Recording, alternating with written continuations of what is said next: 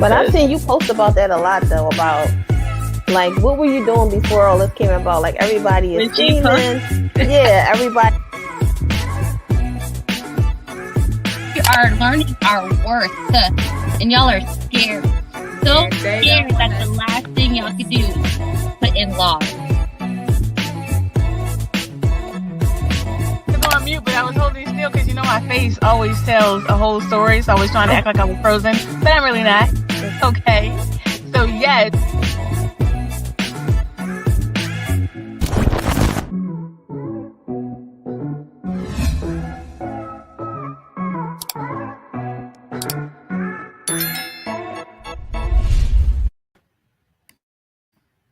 Hey guys, welcome to another episode of Besties Building Brands, the podcast. I have another awesome and dynamic guest for you guys this week.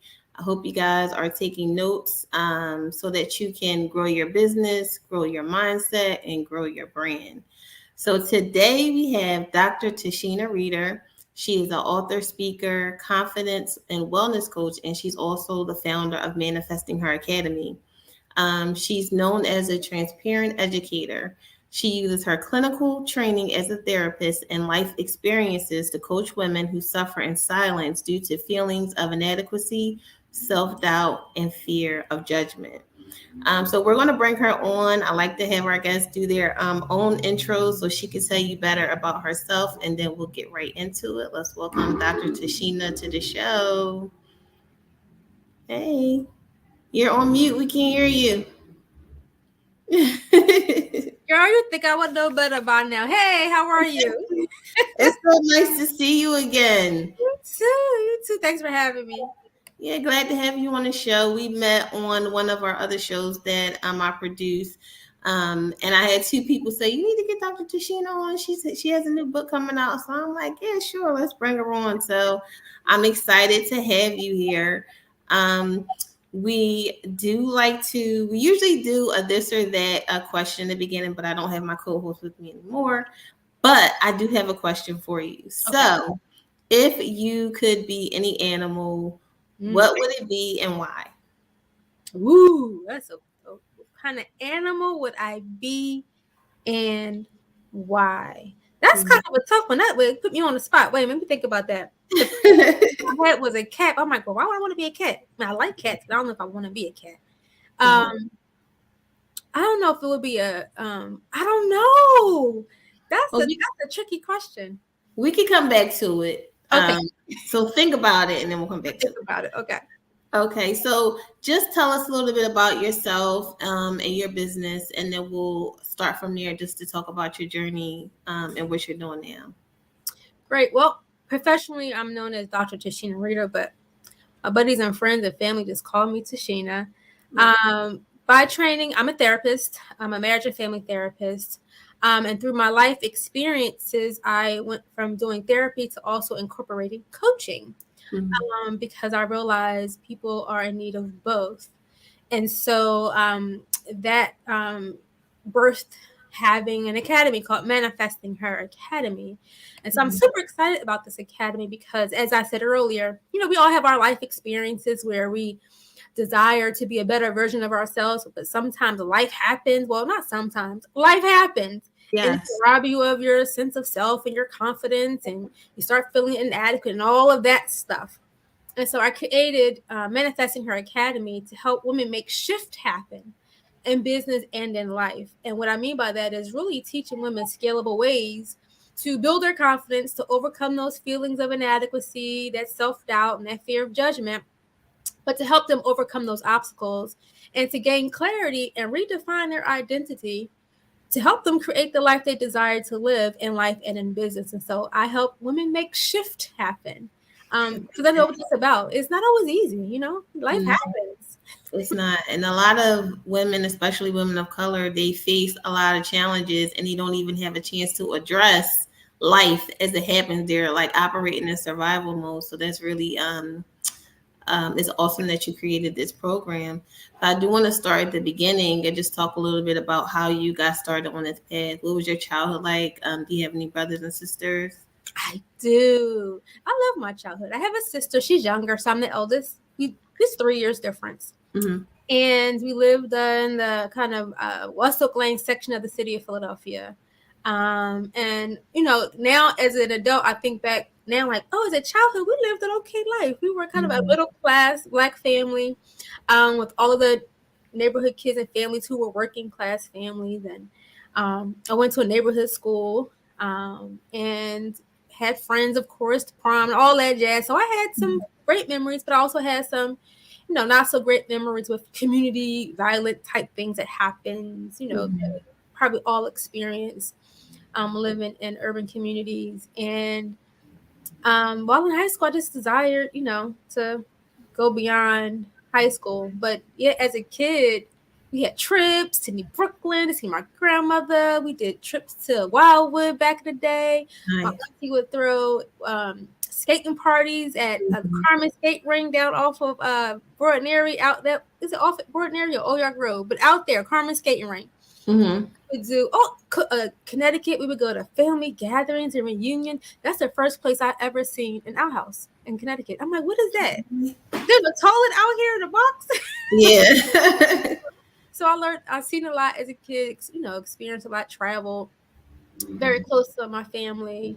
A big family, so being able to like travel and go on those different vacations kind of exposed you to more things, like kind of opened your mind up to that, hey, there's more than what's going on in Philly. I can do something else. Yes.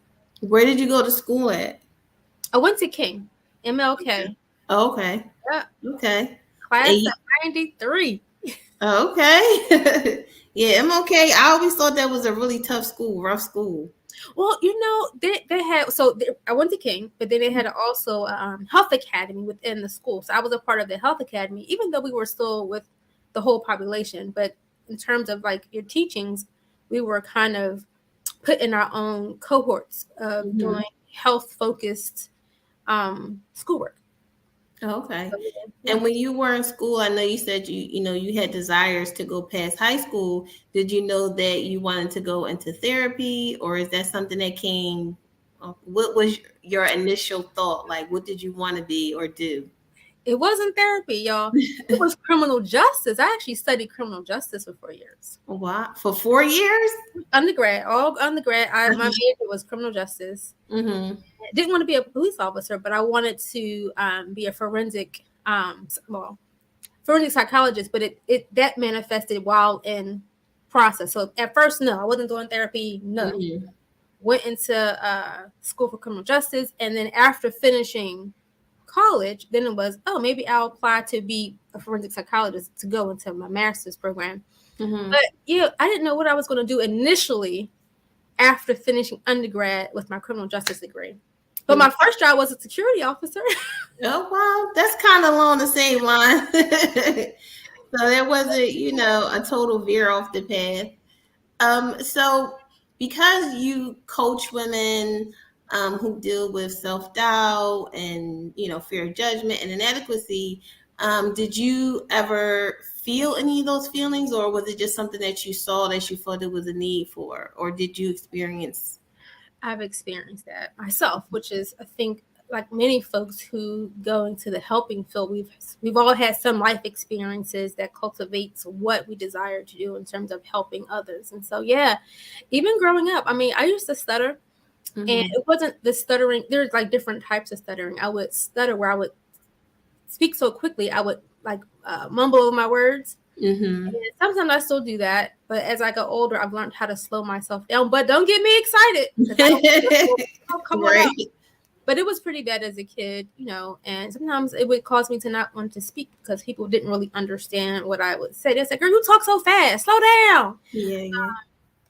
So that was an insecurity of mine, a huge insecurity of mine. Of course, your typical insecurities growing up about body, weight, and how you look and how you appear. I think my insecurity reached an all-time high when I got into college, insecure about how I spoke, because in college, you have to ask questions in class and the fear of, am I going to make sense? Am I smart enough? And I remember there was a professor, well, actually, it was two professors. The first professor, I now thinking back, I believe her intentions were well.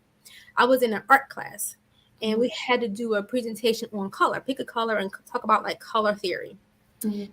And I had to present. Of course, whenever you speak in publicly, you scared, and anxiety is, raging. And I'm like, oh gosh. And I guess I was speaking quickly, so she made me stop and start over. Stop and start over. So I think she was trying to help me slow down, but it made me more anxious. Right. The more I stopped, the faster I would speak. And it was so embarrassing. And at that time, the message in my head was, girl, nobody understand. You're not making any sense. So I lived with that message for a long time, about how I spoke. And if I speak too quickly, I'm not making sense. I'm not smart enough. Not that I wasn't smart, but not enough. So don't say anything. So as I matriculated through school, I wouldn't ask questions. I would listen. Mm-hmm. Somebody would ask a question I was thinking, but I didn't want to ask it because of how I thought it would come about. And then, just life happens. And I, had some life experiences as an adult where I was in an abusive marriage. In that marriage, I contracted HIV. So the stigma with that, and that made me feel further insecure about my worth. I'm not feeling worthy of love now. And then fell sick with cancer. And so you lose all your hair, you go through all the body changes. So I really lost who I was. My confidence was shot. I had gained a lot of weight because I was emotional eating. So you talk about inadequacy. Right. No confidence. Fear of judgment. The thing is that what you said, the first part of that in college, like you told yourself that. It's not even like somebody said that to you. You told yourself that, and that stuck with you. So I know a lot of times we tell ourselves these things and we are feeding ourselves those messages. It's not always from somebody else. So that's really deep that you said that. And then it's I don't know, like I believe in like divine timing and things like that.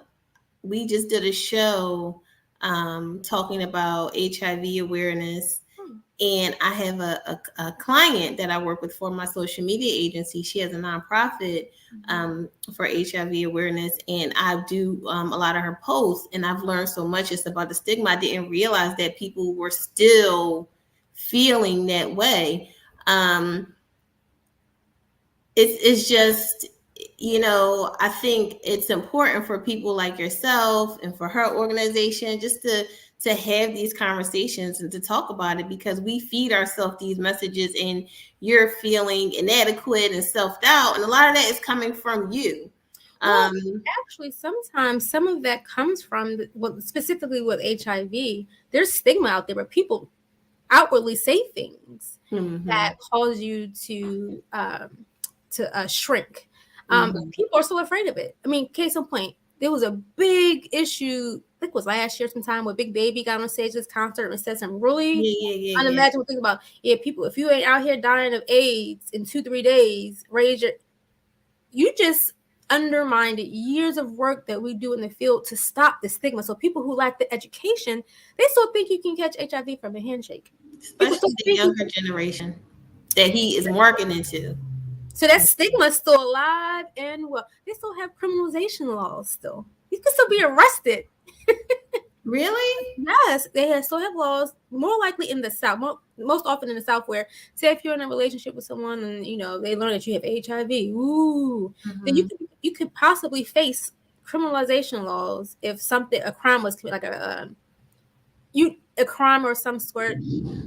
I can't say the crime specifically. It could be a number of things. You could possibly be facing, or say you had intimate partner relations with someone, and that this has happened. People can be mean-spirited and say, "Oh my gosh, they had HIV. I didn't know," but you knew. But because you had HIV, then the thought is you tried to use that to cause harm. When there's medications out here now that you can't even pass the disease. Which I just found out doing my research for her, and I was like, but honestly, it just full transparency, it wasn't even in the forefront of my mind. Not that I didn't think people, still weren't living with it. I just didn't think that it was that much of a big deal as it was. But as I'm going through and learning, it is. And I even asked my kids, I'm like, because now that it's in my face now and I'm aware of it more so, I asked them, I was like, Do you guys, is that something that you guys even talk about? My son is 23 and my daughter's 20. She was like, no. I mean, most people are worried about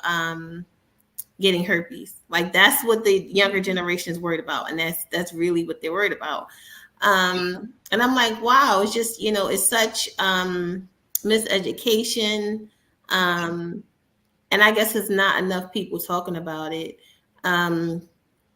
And it takes people like yourself, the other two people that I work with, to come out and be transparent and talk about it, like, hey, to break that stigma down.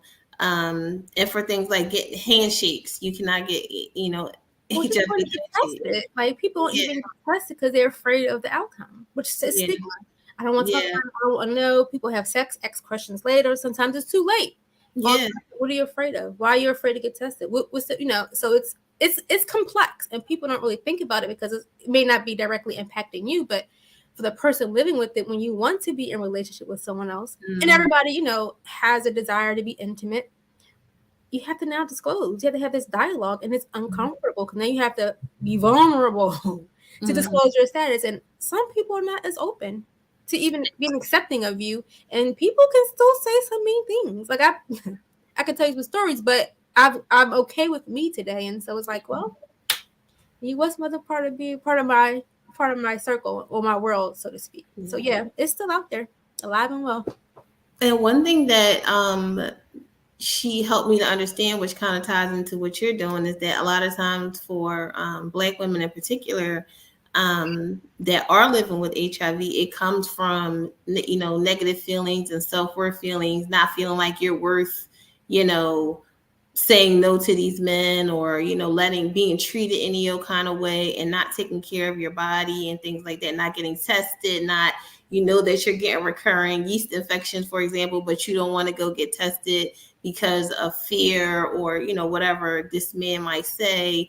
He's abusive, he's being promiscuous, he's cheating on you, but you're staying because of insecurities within yourself. How do you help women deal with inadequacy and self-doubt and fear of judgment? And actually, before you answer that, I meant to ask you earlier, you mentioned that you're a therapist, but now you're a coach. What's the difference between what you do as a coach and what you do in therapy? Okay, so that's a loaded question, but I just want to respond to that last comment of in terms of women settling because of their diagnosis. I think sometimes people need to put themselves in our shoes. What I mean by that is, when you're diagnosed, the first thing you think about is, oh my God, I have HIV. And you go back to what you know, your limited knowledge of what you know about the illness. And oftentimes it's, I'm going to die, or I'm going to be judged. So that plays into that. And so when you have to now disclose, it is scary. And so in the mind is, and men, and I've had interviews with men, and men will say, I wouldn't. Somebody told me one time, but they need to date their own, someone else who's positive. Imagine how hurtful that is to hear that for someone who just want to live their life. And so you have to deal with other people's lack of knowledge that compounds that compounds the feeling of insecurity. And I think once women and men grow to love themselves with the illness and not define themselves by the illness, you have this another level of freedom of life. Now, unfortunately, the world we live in, sometimes there are some folks who may not find that happy ending, that love they desire, because of the people who are still afraid of it. And then there are others who are open and say, I want to learn more about it, and still love you despite, because you're not the illness. So that's a blessing for those who still find love and can have kids after, because that person who they're with, So then to go into the, I guess the question before I answer the other one about the inadequacy, how I help in that area. Coaching and so I still do therapy. So therapy is more process oriented, where you're really unpacking the past to make connections to current trends and behaviors. Whereas coaching is in the present. It's giving you practical skills, like a blueprint of how to move forward. We're not dealing with the past. We're not dealing with all that stuff, but we're looking at how is these issues you're presenting with impacting you now, and what you're going to do to go forward. So one is process oriented, one is is practical, and is in the meantime. So there's a difference between coaching and therapy. With regards to the bigger question of why I am working with women, a desire and love to work with women to kind of break down that obstacles of feeling inadequate, fear, full of doubt and fear of judgment, because I get it. I know what it's like. And I know what it feels like to get to the other side. And so in my work, I really help them unpack some of the hard truths. I think oftentimes we run from the hard truths. And we also don't really take time and sit with ourselves to unlearn some of these messages that fuels the feelings of inadequacy, right? So learning how to address those hard truths and sit with some of the facts. And so I always highlight 3 kind of steps, if you will, to like self-elevation. And one of them, the big one, is self-reflection. I think it all begins there, because I believe when you're feeling inadequate and doubtful, that's all tied in. And then, the fear of judgment, it doesn't have to be because you've experienced an illness, but it had a situation at work, or you within the family, or in your relationship, or just in school. You may not feel, as astute, or whatever the case may be. We're going to unpack that, look at the hard truths, look at the facts. Let's unlearn some of these messages, right, through self-reflection, and really talk about how you see yourself versus what you believe others see in you. Because sometimes we have those wires crossed. The second part of that is self-compassion. I think we live in a society where we're constantly compared to each other, which fuels inadequacy, which fuels a fear of judgment, because it's almost this unspoken need to be perfect. And nobody's perfect. And we don't be perfect because we all make mistakes. But the world we live in, people critique you for a misspelled word. People critique you, how you talk, how you dress, how you move, how you show up, especially at work, depending on what you do, right? Yeah. And you're paid based on your productivity, your performance, and you only get a raise based on what you demonstrate. So you put this pressure on yourself. And so we walk around with this unspoken pressure we put on ourselves without this showing, and we don't show ourselves compassion, saying, you know what, my best is enough. I'm good enough. I'm not perfect. I'm imperfect. And what does that mean to you to say, you know what, I did make mistakes. That doesn't make you a bad person. But sometimes some folks hold on to this need to present as, to make things seemingly be perfect, and that's a lot of pressure. Help them unpack all of that, and it's all learned messaging. And sometimes it's through some experiences we have that cultivate these messages, right? And then the last part of that is self-investment.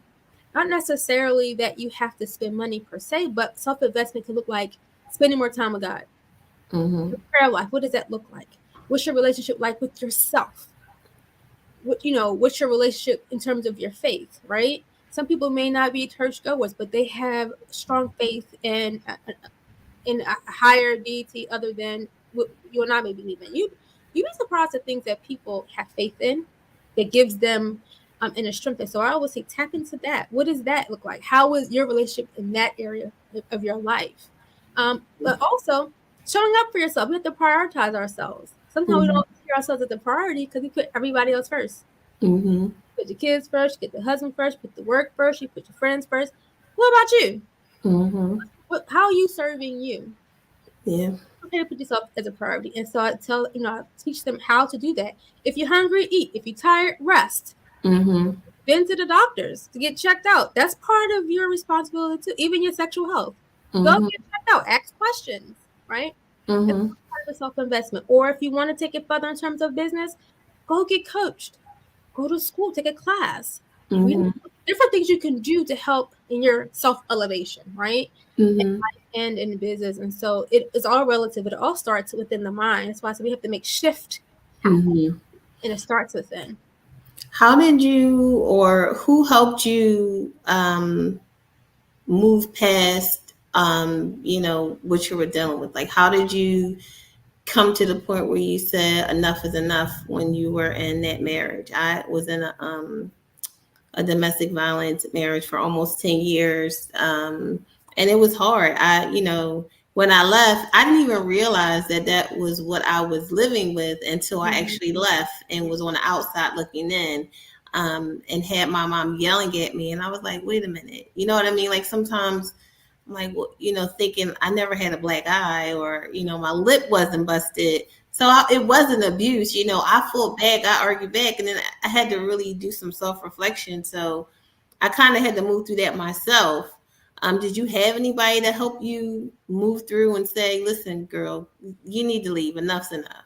Absolutely. Like So you said something that is key that I talk all the time, even in my book, is that just because you didn't get hit doesn't mean it wasn't abuse. Mm-hmm. I think we misunderstand what abuse is. So you could be emotionally abused, which is just as impactful, if not more impactful, on your mental health. And so for me, I got to a point where I remember I was still in the marriage, because in my mind I was thinking, who's going to want me now that I have HIV?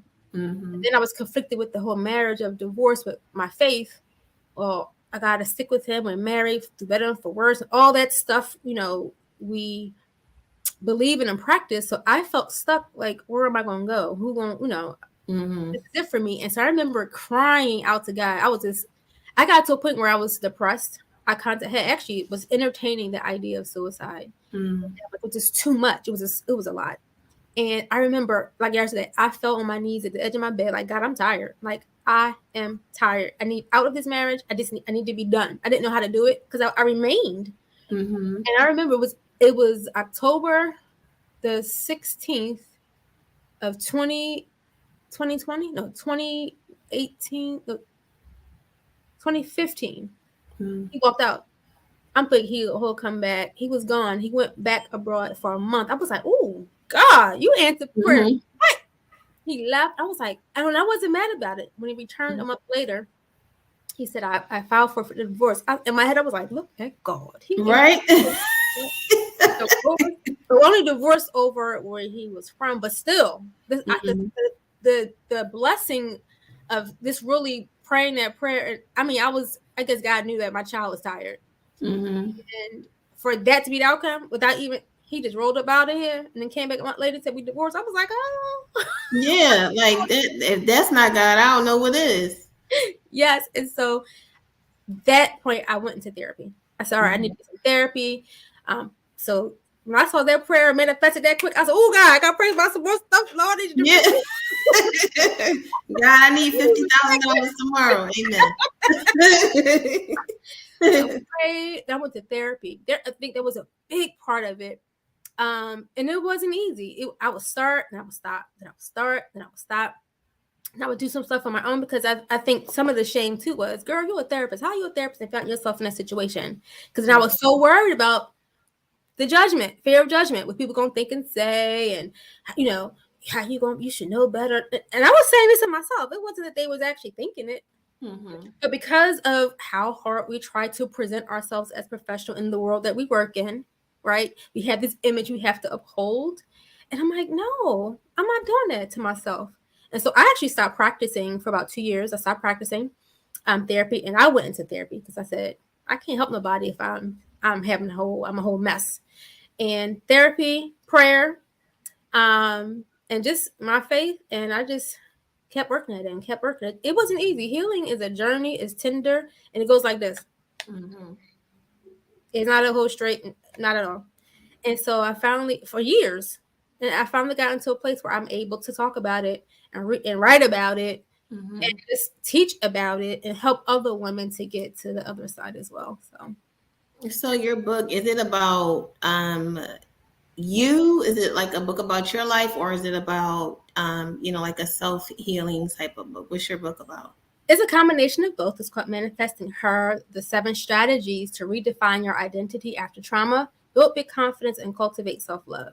And so, yes, some of the book is about my story, but then I also, not the whole story, but I give you kind of a glimpse into what I've gone through to connect the dots for the person reading it, and then say, okay, this is what I did, strategy 1. Mm-hmm. And I go into a strategy that you could use for yourself to also work through stage 1 and stage 2. So I have 7 steps. Mm-hmm. that I continue to practice that I think is helpful for other women who read or readers, because it applies to everyone. So I'll tell you bits of my story in each phase of the book of the strategy of how I did it and how I got through. So it's a self-help / memoir. Okay. And you could get the book at manifestingher.me. Yes. And you can also find her other services at Dr. Tashina Reeder. Tashina is TASHINA REEDER. I do have a couple other questions, and then we can wrap up.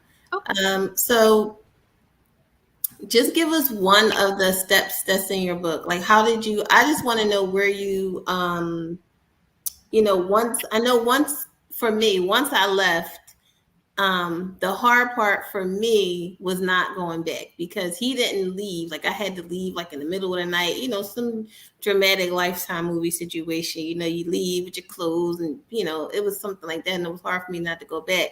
So where did you find the courage to just speak up about everything, and just the courage to say, like you said, you came to the understanding that I'm not going to live my life this way? Where did you find the courage? Was it just from God, or was it one of the strategies that you've outlined in your book? I think before I even realized that I was creating a strategy, I think I've gotten to a place where I think with deep down inside, I knew I deserved better. I wanted better. It is something in me was just like, no, this can't be like this. Is not okay. I don't want to. I was tired. I don't want to be like this. Mm-hmm. And so through therapy, prayer. So when I began to reflect on the steps I were taking, I was like, oh, this is what I was doing. So I just put a name to the steps of the things that I was doing through the process of my healing. And I think one of the process I think I struggled with the most, that many other people probably struggle with too, was facing the hard truths. Mm-hmm. Because that means we have to be accountable. And so while we may have experienced trauma or some difficult situations, it's not always because of the hand of somebody else. We make decisions too that we already know going in, they have a consequence. Mm-hmm. Yet we still choose to do that. And when I find even with myself, I would quickly blame somebody else. Like, well, that's because, and if they didn't know, we have choices. Now, I grant you, I do understand that sometimes with trauma, it causes you to see life differently. And sometimes you can't, you even question your own decision-making process. And so it becomes difficult at times to differentiate, because we create these patterns of way of life and the things that we do to protect ourselves. But for those of us who are, moving in the world where we're making decisions, and we already know right from wrong, we know that this decision possibly could potentially lead us down the wrong path and it could hurt me or somebody else, but we still choose to do that, and something happens and it all gets crazy. Well, there's some things we got to take accountability for. And that's the hard truth, that some things we're responsible for, and we have to own that in order to change those behaviors within ourselves. And I tell women and men, like, look, it's not always, because we can point the fingers, but it's not always everybody else that's toxic. You perhaps are the toxic one. If they are truth, maybe you're bringing in that toxicity. And so you got to check your own stuff. There's a saying that said you better check yourself before you wreck yourself. Yeah. That is a true saying. Yeah, and that's definitely the hardest thing for a lot of people, because you don't want to say that you're at fault, or you played a part in your pain or your hurt. This is not placing blame either. I don't want people to think that I'm placing blame, but sometimes we do make decisions that have unfortunate outcomes. And we can't always blame everyone for those outcomes. That we have to say, you know what, I made that choice. I think on another show, what we said was, you're not responsible for what happens to you, but you're responsible for your healing. So, you're responsible for everything that happens after. Do you find that more, people of color are starting to go to therapy? I know last year we did a show with a therapist too, and they were saying that it's still hard to, get Black people to go to therapy. They just don't want to go. Are you finding that that's still the case, or is it trending more towards people are getting help? I think it's trending that people are getting more help. Even in that line of thinking, whenever someone has inflicted pain on you, no one ever deserves to be hurt at the hands of someone else. So that's never your fault. That's that person time to really self-reflect and figure out what was it that caused me to do such a thing. And I believe that the life we've been living these past 2 years, Khadija, I think has really caused people to shift in how they're thinking about themselves, about life, and how they're showing up, and realize, what, it's okay to get help. I noticed an uptick in therapy requests, especially during the onset of the pandemic, especially during the height of George Floyd's murder. I mean, it became overwhelming for me because we're all going through it at the same time. I mean, like, I'm trying to help myself. I'm trying to help someone else. Right. It's alive. And people are hurting. And so I'm glad to see that people are getting help. I'm ecstatic that people are saying, I'm not going to be ashamed to go to therapy. Like, therapy is a hit. That's what you need to do to get the help you need. But I still think there's still shaming around mental health, and people don't want to be assumed as seen as within a culture. And I'm not going to say there's a saying, not necessarily a saying, but there's a kind of misnomer or this assumption that you go to therapy, there's something wrong with you. Mm-hmm. That's crazy, and there's nothing wrong with you. It's what has happened to me that's causing these feelings or these behaviors. And so I want people to change that thought of saying that something's wrong with you, but rather what has happened to me has had an impact, and I'm going to say about it. And I think in the Black community, we really got to stop trivializing mental health. Mm-hmm. I've heard so many people say, "Girl, you crazy? You ain't nothing wrong with you. Go, no, they telling you something wrong. Listen." But I think sometimes we may fall victim of not knowing how to help. So it's easy to fall back on nothing wrong with you. Go pray. Not saying nothing wrong with praying, but they may need in the moment say, "Hey, you could pray, but also go and seek some help." So I think we're growing more comfortable as a community, as a culture, to say it's okay to get help. I mean, in addition to that, Khadija, I do believe that even being Black, we have our village. So we have the grandmoms and the grandpops and the uncles and the aunties that we talk to as our therapy, right? Yeah. Great. And I think we should have those supports. But there's nothing wrong with getting additional help that has a skill and training to address more deeper issue that you may present with. And therapy is self-care. And a lot of times, like you started off saying, like we don't put ourselves first. So we don't even make time to go to therapy because we are, soccer practice, husband, a lot of us are taking care of our parents. So we definitely have to put ourselves first. This was a great interview. I'm so glad you came. Make sure you check out her book. Go to her website, check out all her other services. Black people go to therapy, get some help. You can find us at bestiesbusiness.org for all your immediate needs. If you want to be a guest on the show. And if you just have a comment on the show, we love to hear from you. Thank you so much. Have a good one.